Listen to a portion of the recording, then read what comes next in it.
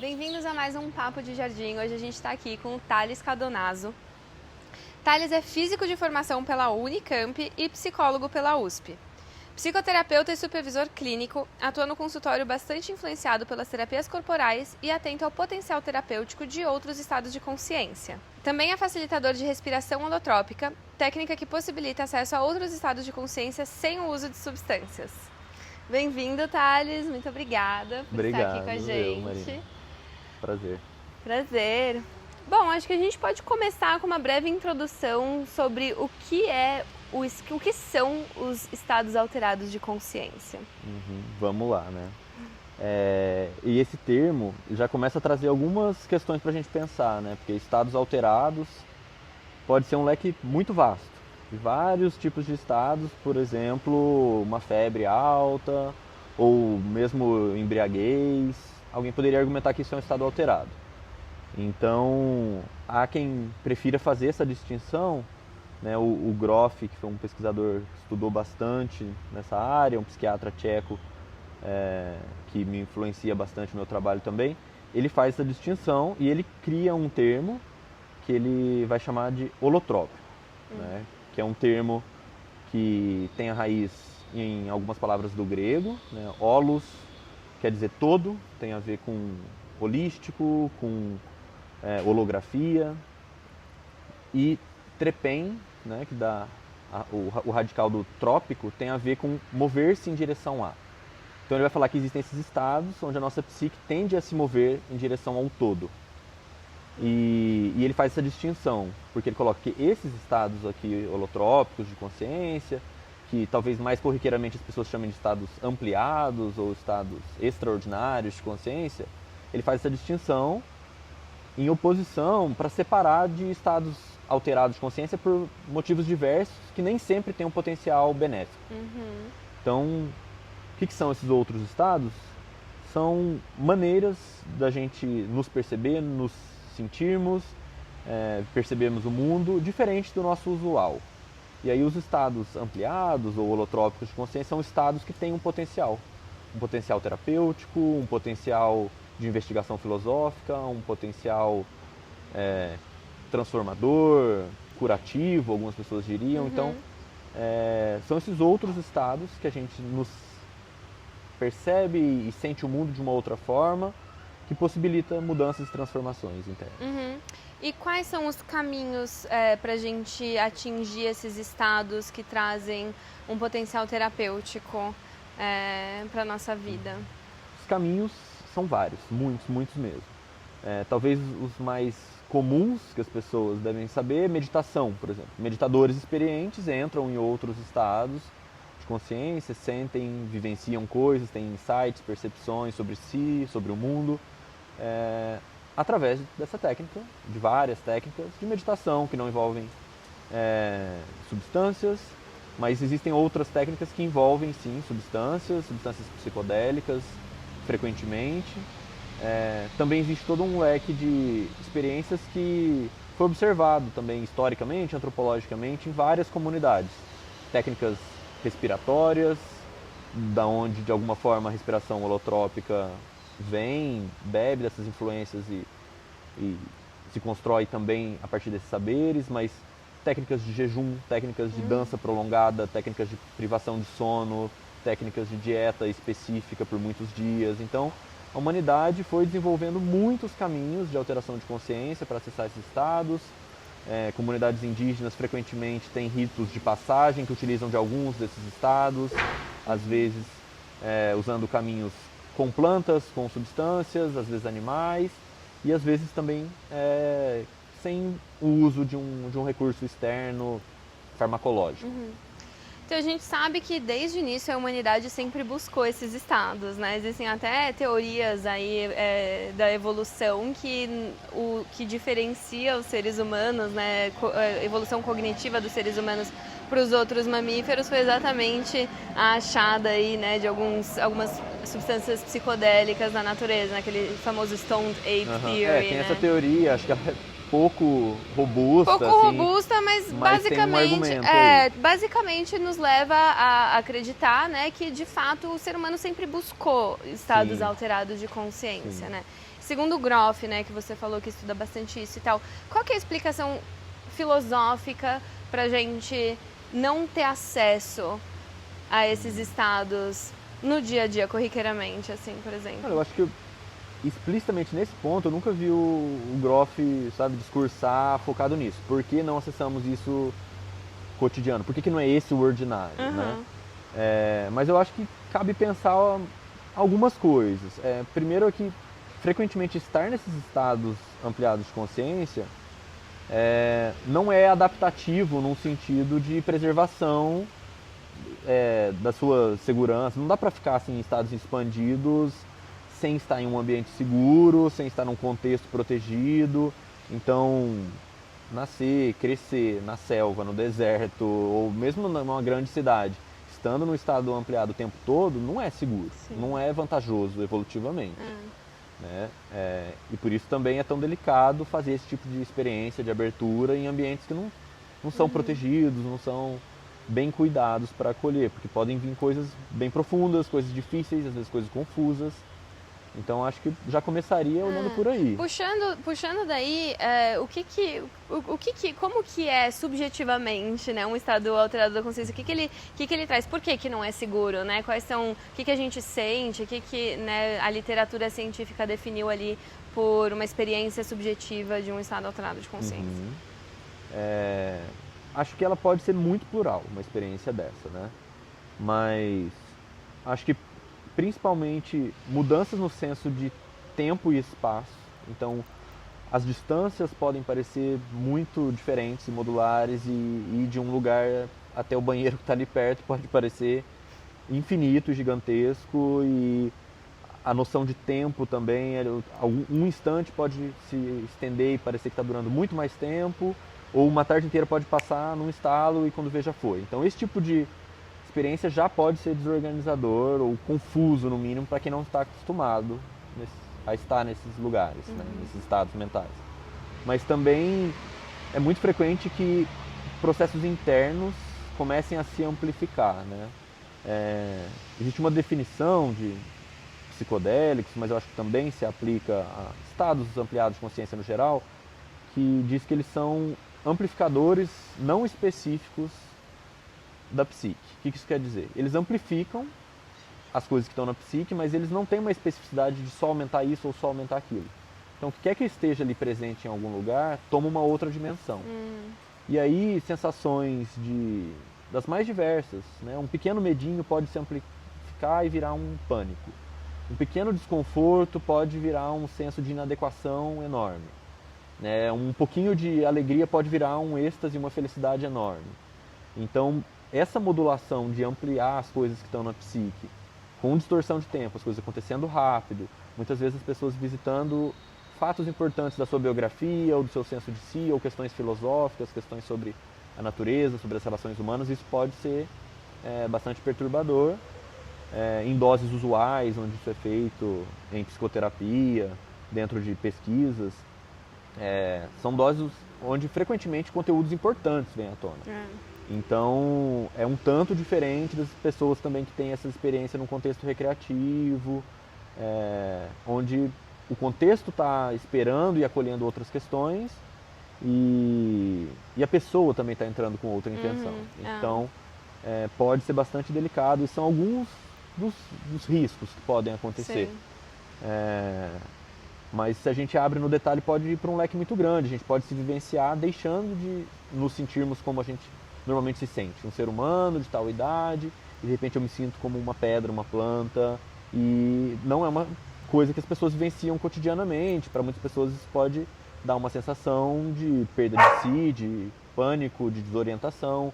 Ou outras coisas, né?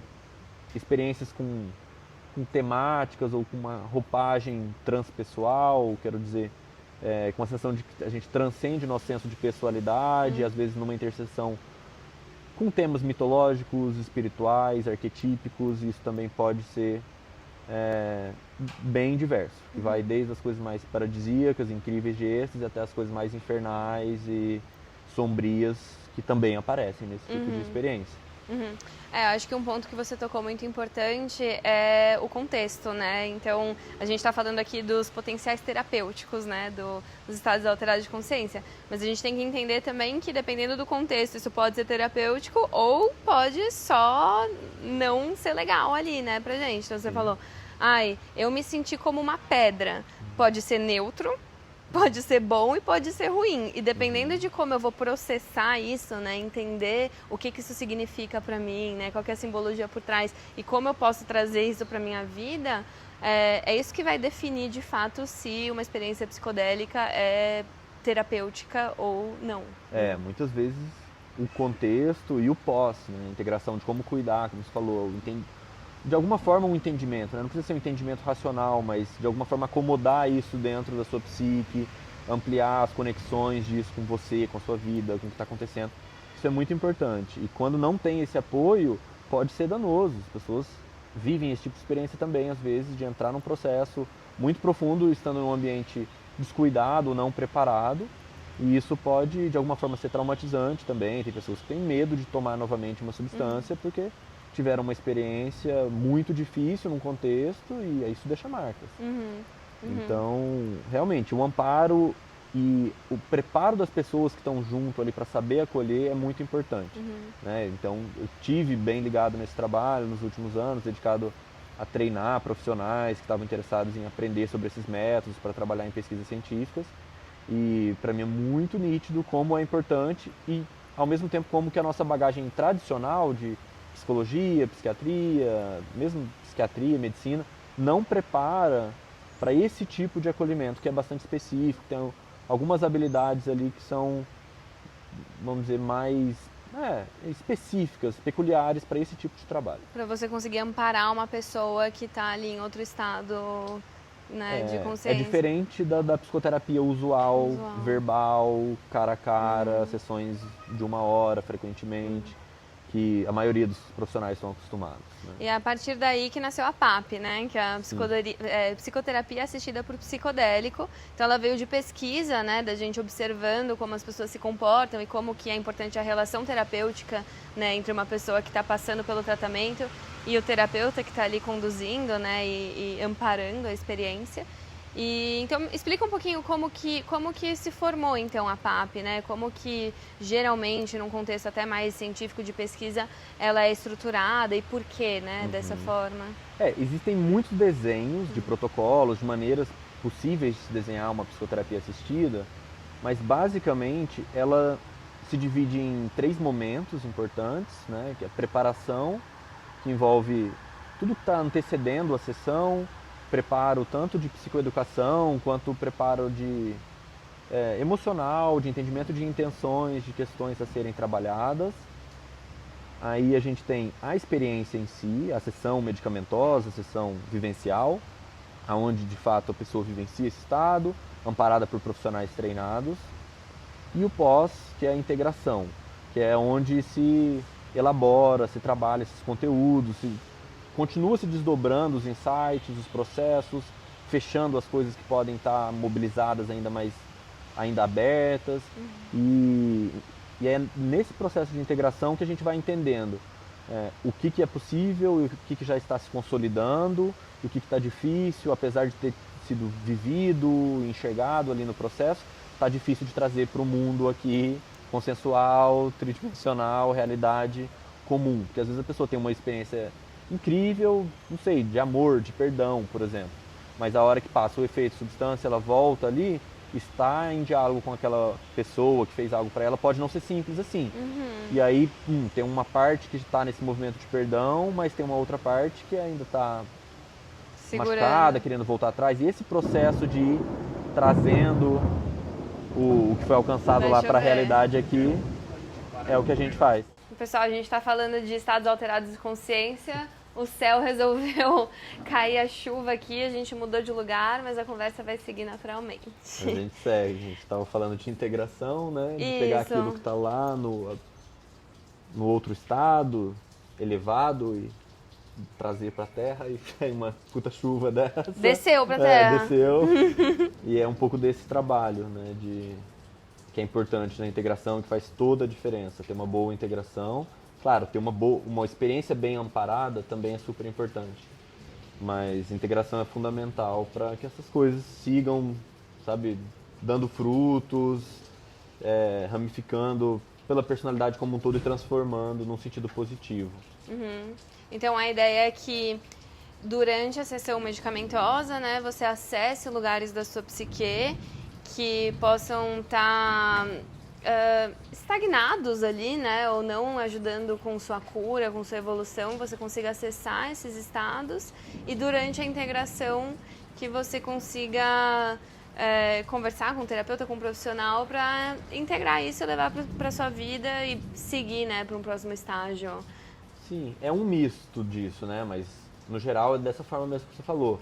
Mas é claro que tem um misto porque algumas coisas a pessoa acessa numa sessão vivencial e ali mesmo já vão sendo cuidadas, não necessariamente integradas, mas já existe um manejo, já existe um cuidado e uma maneira de ir apoiando o desenrolar daquela experiência, daquela vivência, daquela percepção. Então, e da mesma forma, numa integração, coisas podem vir à tona e serem vividas também, não é simplesmente um processo mental, de entendimento e elaboração pós. Né? Essas fases se entrecruzam, a divisão é mais didática. Mas, em geral, é assim que se dá um processo. Claro que varia de substância para substância. Algumas substâncias as pessoas ficam mais introspectivas, algumas substâncias têm ação mais curta no tempo. Outras substâncias é natural que a pessoa fique mais extrovertida, converse mais, trabalhe mais os conteúdos numa conversa com o terapeuta. E outras substâncias têm ação mais longa e é natural que por muitas e muitas horas não seja simplesmente um processo de introspecção e de vivência, mas também um processo relacional ali com o terapeuta ou os terapeutas que estão acompanhando. Então, falando em diferentes substâncias e diferentes efeitos, você diria que cada substância é indicada para um perfil de paciente, um perfil de indivíduo? E quais são essas substâncias, né, que a gente mais usa hoje em dia nesse tipo de terapia? Essa é uma questão ainda em aberto, não bateria o martelo, não diria que existem substâncias mais apropriadas para tais pessoas ou tais quadros. Isso ainda tem um tanto de estudo sobre isso, porque a gente vê que uma mesma substância funciona para tratar quadros diversos e, da mesma forma, um mesmo quadro tem resultados interessantes com substâncias diferentes. Acho que é muito cedo para decidir se ainda existe algo desse tipo, mas tudo indica que se tiver um favorecimento de uma substância sobre outra, tende a ser de uma magnitude não muito grande, tirando alguns quadros, alguns encaixes muito específicos. Então, por exemplo, o MDMA para TEPT, os resultados de MDMA para TEPT são muito interessantes. Possivelmente, MDMA lida com TEPT melhor do que outras substâncias, mas também existem resultados de MDMA para lidar com a dependência de tabagismo. Então, não é tão simples assim. Tem psilocibina sendo usada para tabagismo, também tem psilocibina sendo usada para depressão, sendo usada para transtornos alimentares. Então, não é de uma forma simples essa substância para esse diagnóstico unicamente. Existe um vai e vem, um entrecruz assim, nessa rede que é mais complexo. Que substâncias são essas? Né? Eu comecei a falar de algumas. Os psicodélicos clássicos são 4 e a gente considera os clássicos DMT, LSD, mescalina e a psilocibina. Existem outros psicodélicos não clássicos ou substâncias que são frequentemente trabalhadas dentro desse modelo de PAP, que justifica pensá-las como psicodélicos não clássicos pela maneira de apoiar e de lidar com alguém nesse processo. Eu comecei a mencionar o MDMA, mas também tem a cetamina ou ketamina, que tem crescido bastante o trabalho com ketamina, principalmente para depressão no Brasil, mas no mundo afora também.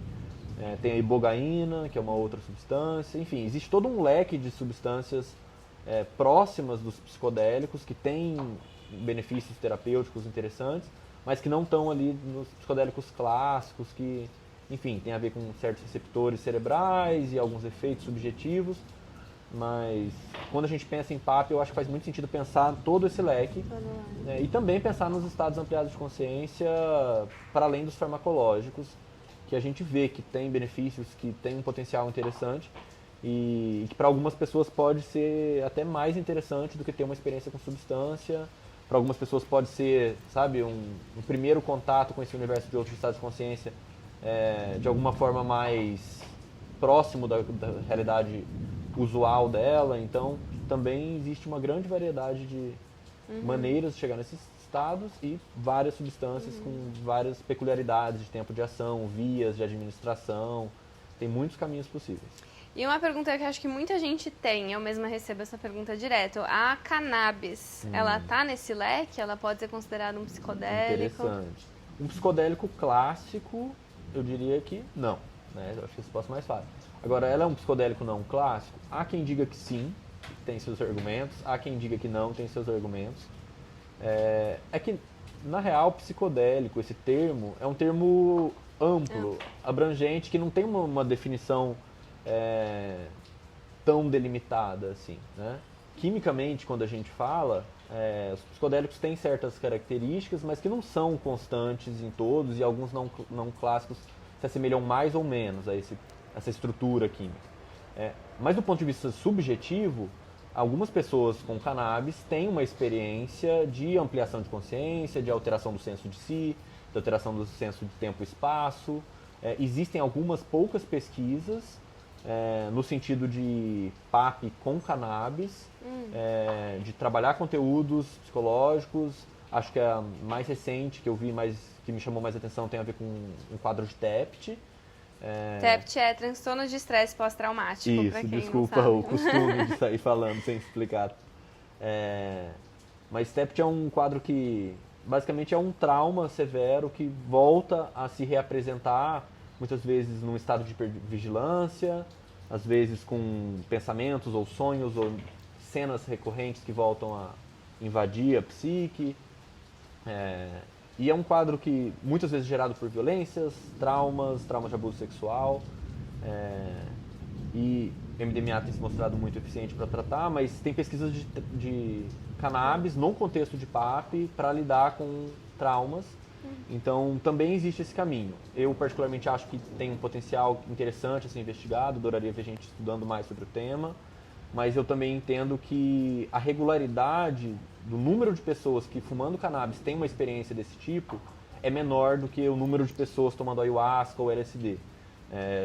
Claramente existe um percentual de pessoas que têm experiências psicodélicas, de ampliação de consciência com cannabis, mas estatisticamente eu não sei o quanto esse número é alto, e eu não sei o quanto isso também é constante e replicável no sentido daquele mesmo paciente vindo várias vezes, ele frequentemente vai entrar nesse estado, ou às vezes vai, às vezes não, depende da modulação de como está o sistema endocannabinoide dele.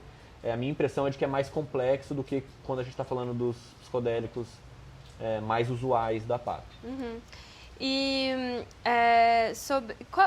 qual que você diria que é a diferença, o diferencial de uma PAP para um tratamento normal farmacológico de uma depressão, por exemplo, né? Quais são os benefícios de você passar por uma PAP? Tem uma frase que fica famosa, né, no nosso meio, que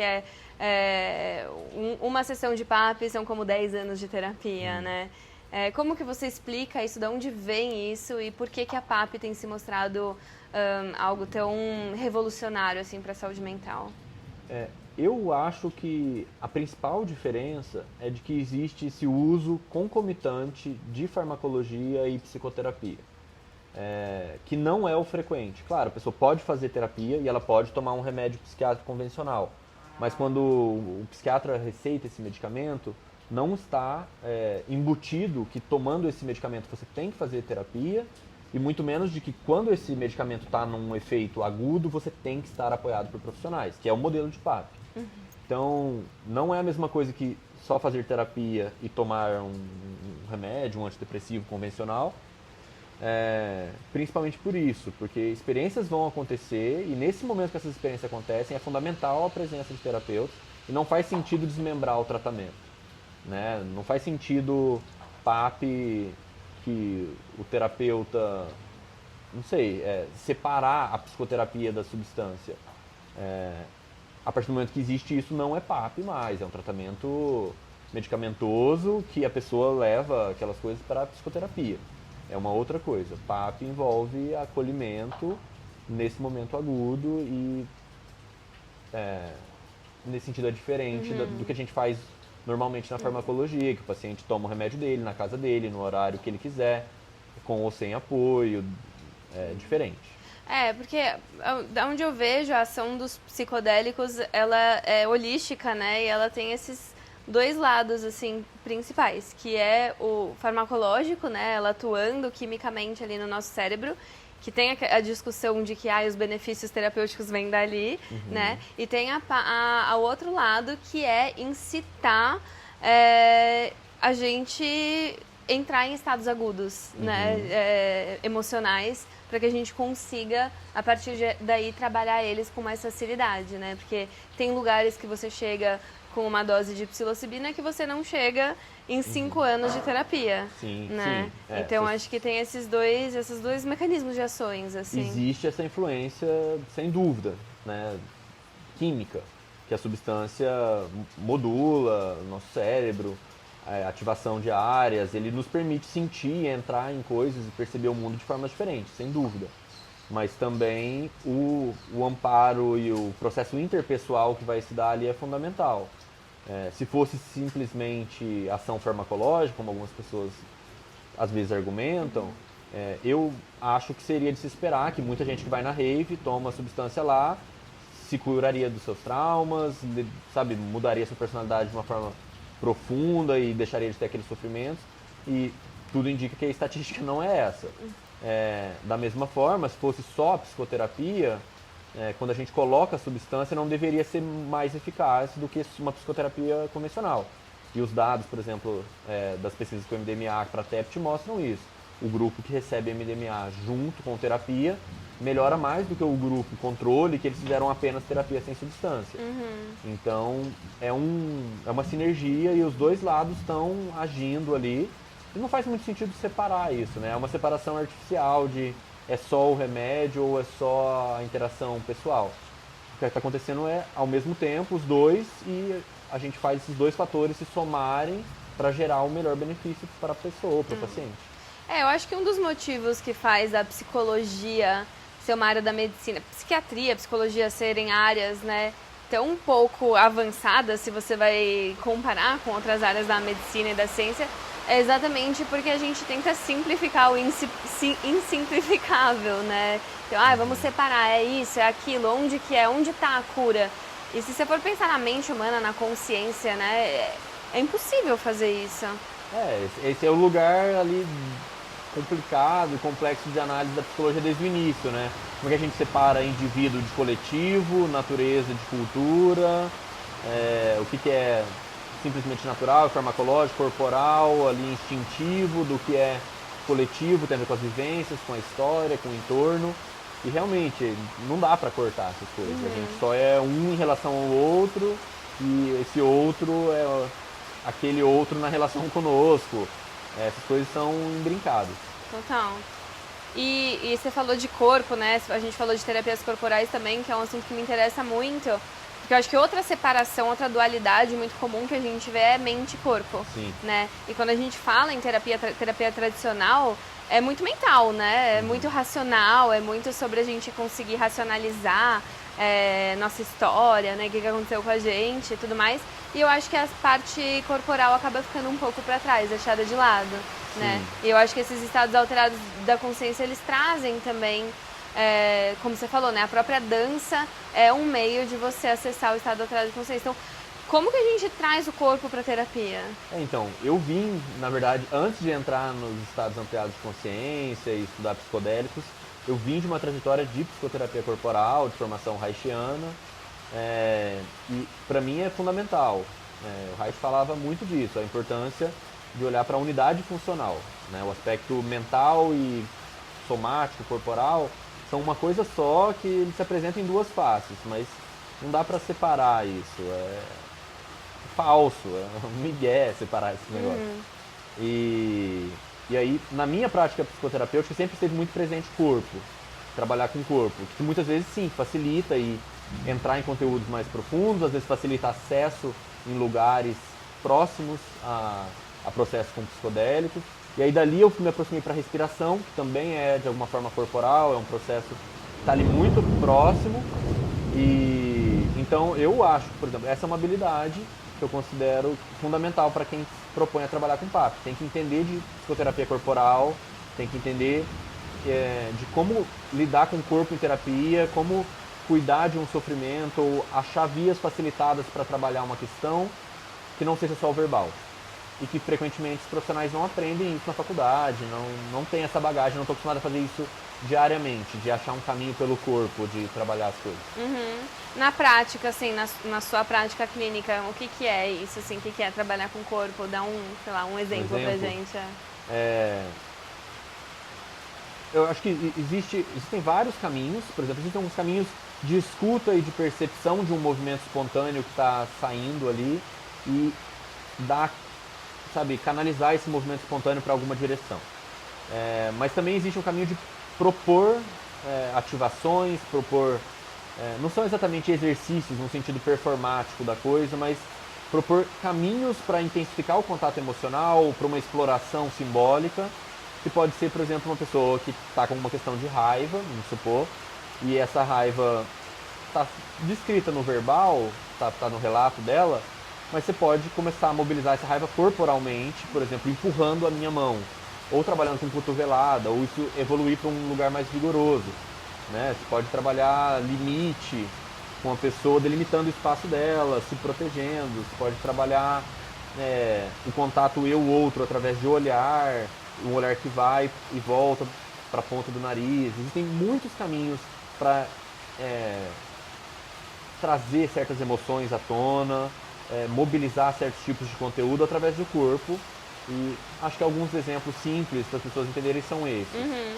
Mas existe uma bagagem enorme de escolas de psicoterapia corporal, como elas foram achando caminhos de se trabalhar com respiração, com voz, com olhar, com exercícios mais vigorosos, musculares mais fortes, trabalhando com agressividade, trabalhando com possibilidade de entrega. Então existe muito caminho para quem está disposto a aprender como trazer o corpo para a terapia.